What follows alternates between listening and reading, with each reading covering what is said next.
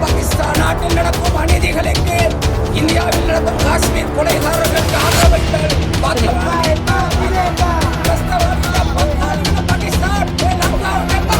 காஷ்மீரில் அப்பாவி மக்கள் கொலை செய்யப்பட்டார்கள் கடந்த கிழமை.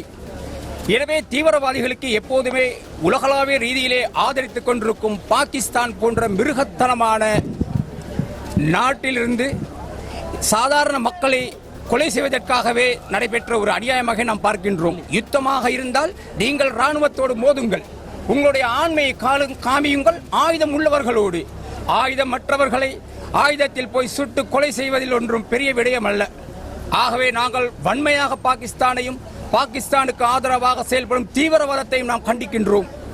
உலக நாடுகளிலே ஒவ்வொரு நாடும் ஒவ்வொரு விதத்திலே முன்வருகின்றார்கள். உற்பத்தியில், தானியக்கத்தில் அல்லது ஆயுத உற்பத்தியிலே முன்னேறி கொண்டிருக்கும் இந்த காலகட்டத்தில் பாகிஸ்தானிடம் ஒரு தீவிரவாதத்துக்கு ஆதரவளிக்கும் நாட்டில் மாத்திரமே தீவிரவாதிகளுக்கு ஆதரவாகவும் தீவிரவாதிகளை வளர்க்கும் நாடாக பாகிஸ்தான் இருக்கின்றது.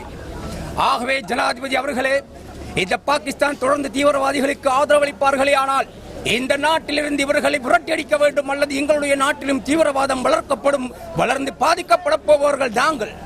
எனவே இவர்கள் படத்துக்காக எதுவும் செய்யக்கூடியவர்கள் பாகிஸ்தானியர்கள். சற்று சிந்தியுங்கள்.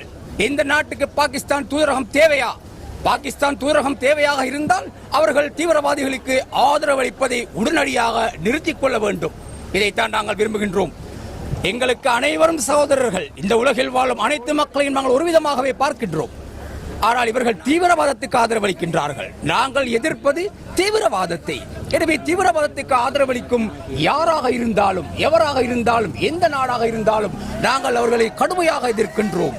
ஆகவே ஜனாதிபதி அவர்களை மீண்டும் கூற விரும்புகின்றேன், தீவிரவாதிகளுக்கு தொடர்ச்சியாக பாகிஸ்தான் ஆதரவளித்தால் அவர்களை இந்த நாட்டிலிருந்து வெளியேற்ற வேண்டும், அல்லது நாங்கள் மக்கள் அணிதிரண்டு வெளியேற்ற வேண்டிய ஒரு சூழ்நிலை எதிர்காலத்தில் ஏற்படுத்தலாம். பிளே ஸ்டோர் மற்றும் ஆப் ஸ்டோரில் இருந்து பாலிமர் செயலியை QR கோடு மூலம் பதிவிறக்கம் செய்யுங்கள். செய்திகளை உடனுக்குடன் பெறுங்கள்.